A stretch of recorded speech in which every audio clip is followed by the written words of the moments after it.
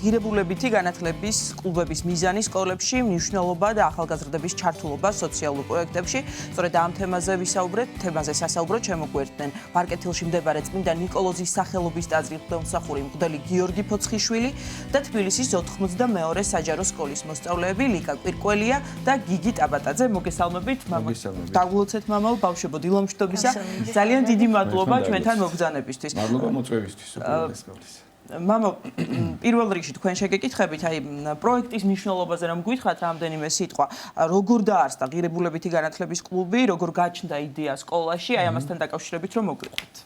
დიახ, თვითონ მნიშვნელობა ძალიან დიდი აქვს ღირებულებითი განათლებას. თუმცა ამას ძალიან დიდი შრომა მიუძღვა და წინ ძალიან ბევრი ადამიანის ჩართულობა. უპირველეს ყოვლისა, რა თქმა უნდა, ეკლესიის წიაღში გაჩნდა ეს კერა საკვირაო სკოლების მიმართულებით.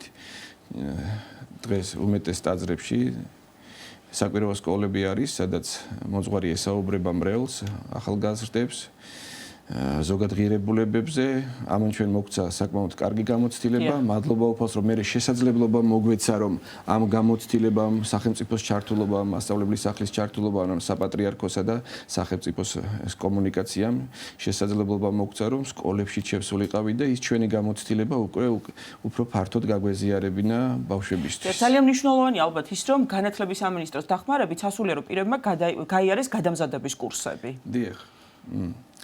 გამოცდილება გვაქვს, თუნდაც ავიღოთ, რომ მაგალითად 14 წელია ღვთელმსახური ვარ, მაგრამ ეს იმას არ ნიშნავს, რომ ეს შესაძლებლობას მომცემდა, რომ უშუალოდ სკოლაში შევსულიყავი და როგორც პედაგოგი ისე წარსულიყავი ახალგაზრდების წინაშე. ამას რა თქმა უნდა, მომზადება სჭირდება, გადამზადება სჭირდება და ყველაზე მეტად ეს უფრო განათლების სამინისტრო მიცოდა და, ვიტყვი, რომ ცალსახად დაგვეხმარა ამ საკითხში.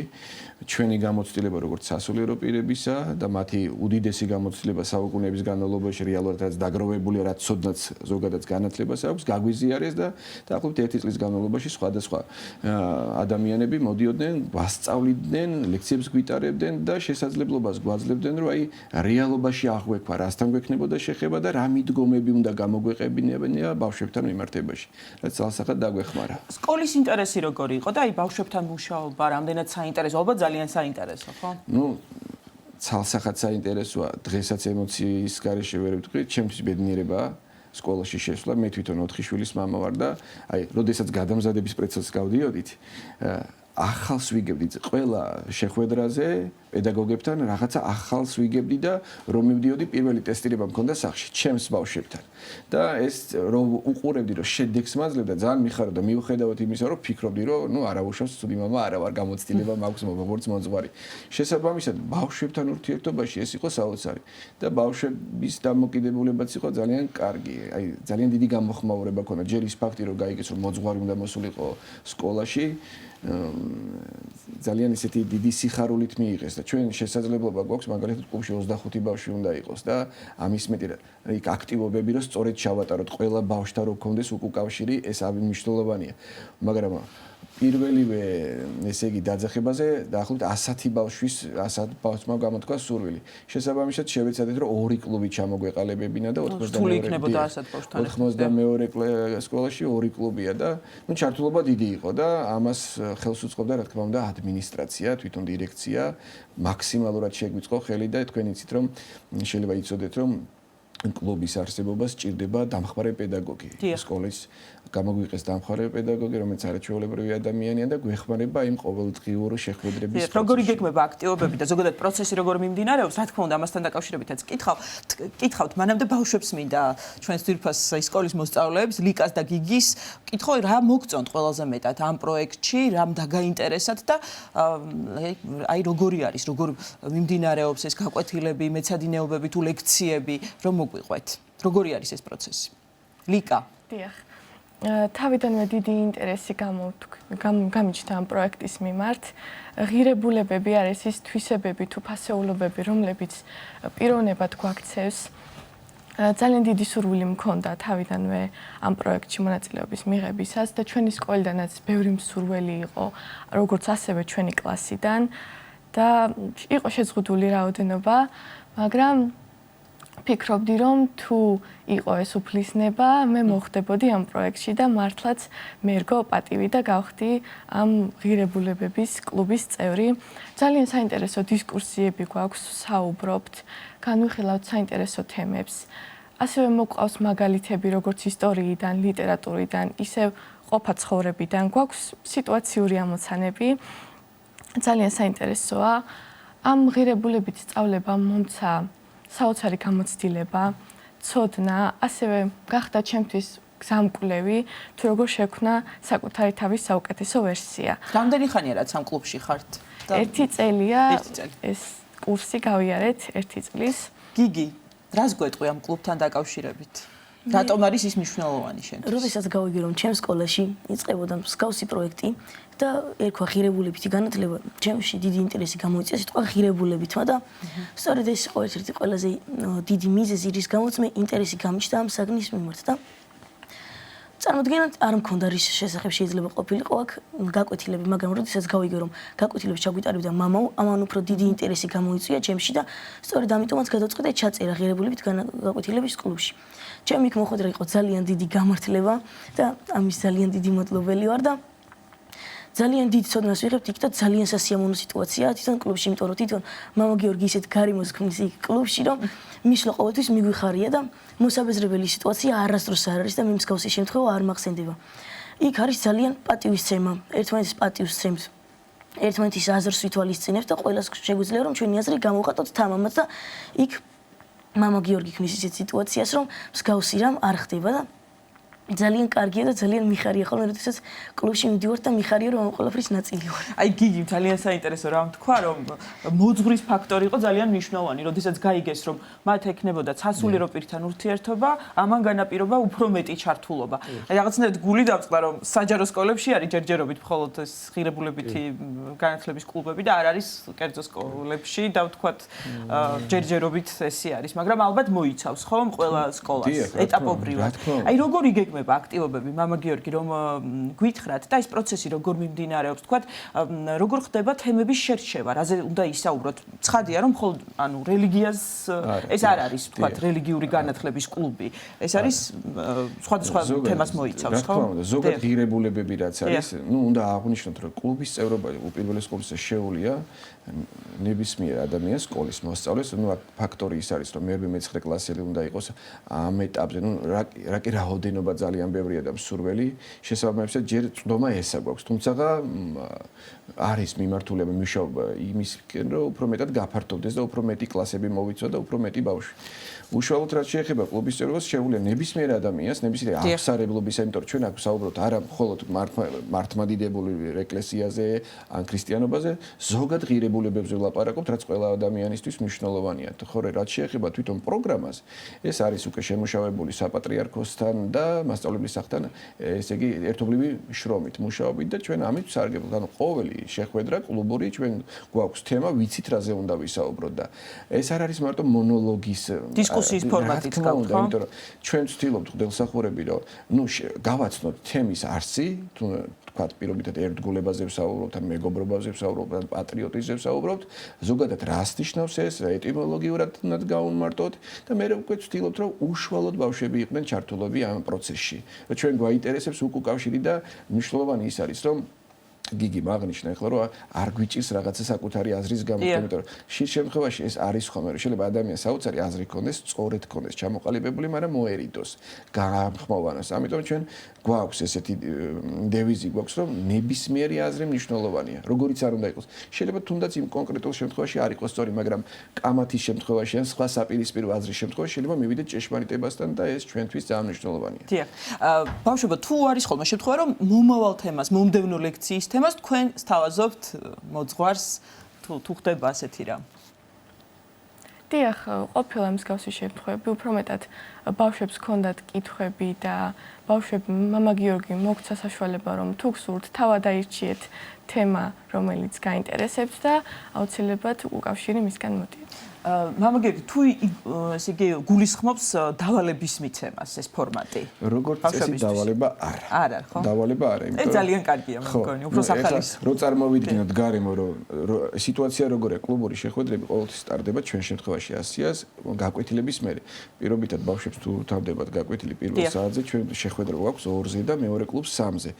შესაბამისად ბავშვები უნდა წავიდნენ სახლში, ზოგს ლოდინი უწევს, რაღაც ენერგიას მოითხოვს. ეს თან იმ პროცესში როგორი დილით მოდიან, სასწავლო პროცესში არიან, ჩართული მშივრები არიან და მაინც ახერხებენ იმას, რომ კლუბში დაესწრონ. ხო, ანუ ეს ხანდახან არის ხოლმე შემთხვევები, მასწავლებლები არ გვიწყენენ იმედია, რომ ყოფილა შემთხვევა, რომ დაუშვათ აი ბავშვი ვერ იყო, ვერ მოახერხა სკოლაში, მაგრამ კლუბის გაკვეთილზე მაინც მოსულა, ну, ცალსახად მიხარია ეს, მისი ინტერესი.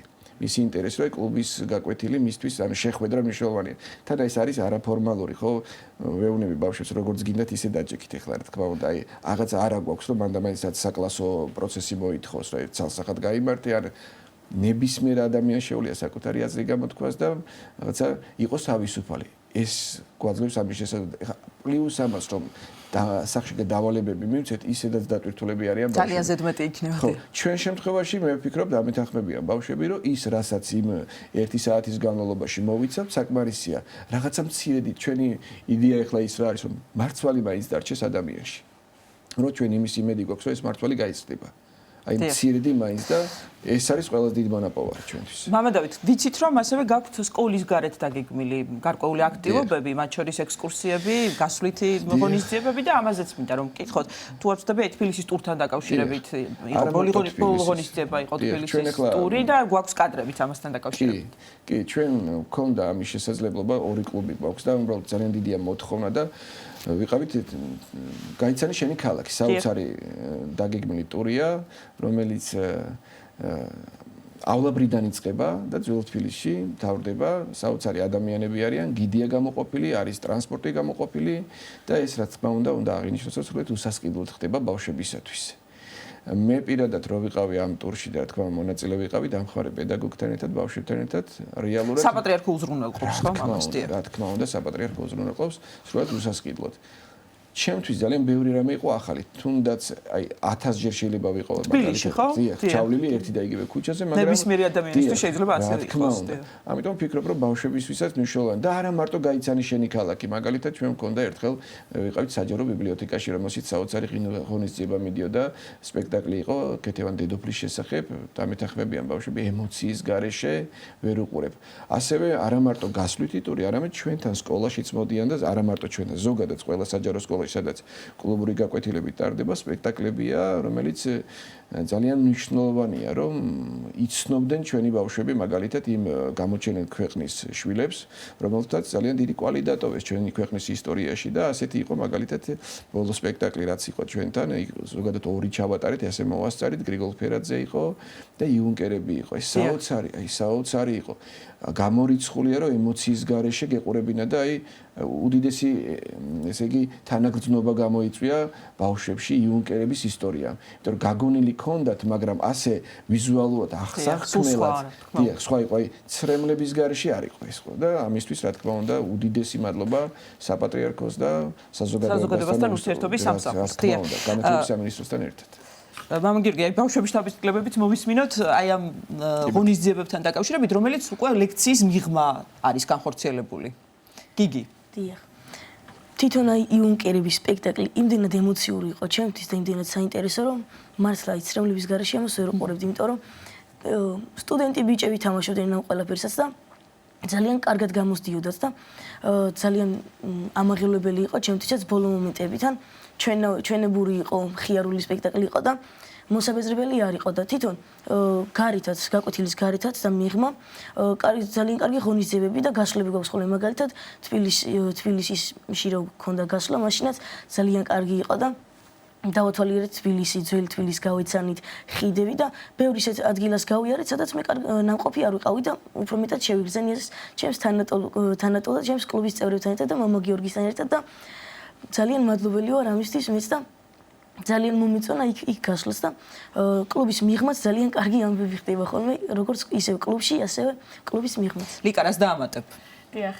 იუნკერების სპექტაკლი ჩვენთვის დაუვიწყარი იყო.